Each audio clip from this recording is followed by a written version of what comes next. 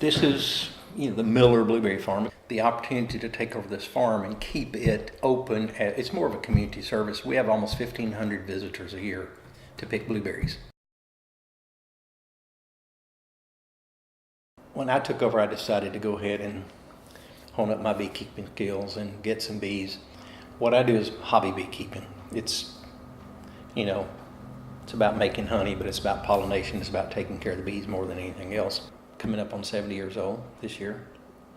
I eat healthy. I get lots of exercise because my other job, other than this, is I'm a ballroom dance instructor, and I teach at a competitive level, and I go to competitions 3 or 4 times a year with students. And I've been doing that for over 20 years, or almost 20 years now. So there are a lot of reasons for the bees dying. And the varroa mite's probably the biggest thing. Mm-hmm. The small hive beetle bothers us a lot. We didn't used to have small hive beetles here, but we do now.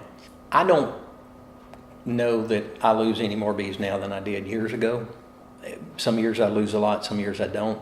And the one thing that I do in October, if I decide this hive will not make it through the winter on their own, more than likely, I will combine them with a stronger hive. The 2 of those combined will make it through the winter. Granted, I only have 1 hive coming out, but I saved all the bees. I mentor other beekeepers every year, and I did a seminar here last year in January, and in the class I said, if all 15 of you were to go out and buy bees this year and get started, and we come back next January, same day, same time, and do this, if 2 or 3 of you still had live bees, I'd be shocked, because it's that hard to get started. The hobby beekeeper probably loses more in the first 2 or 3 years of his beekeeping than he does later on when he becomes more experienced. It's art, not science. There's no 2 of those hives that we just saw that were alike inside. There were some of them that are similar, but no 2 of them were exactly alike with the same number of bees and the same conditions. Yet they're all living in the same environment.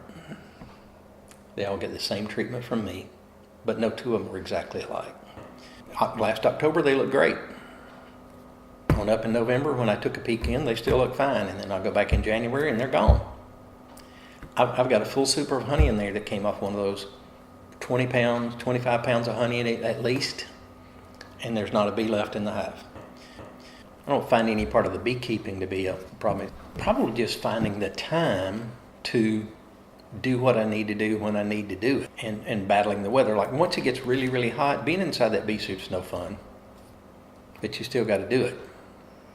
And the more bees you have, the more time you need.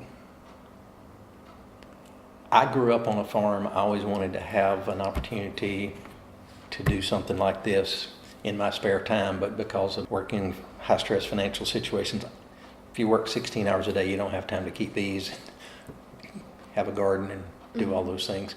So I just sold my business in 2003 to a publicly owned company and was just working part-time and trying to decide what I was going to do for the rest of my year.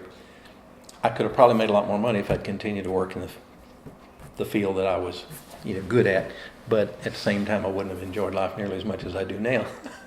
So I couldn't be out here doing what I'm doing right now.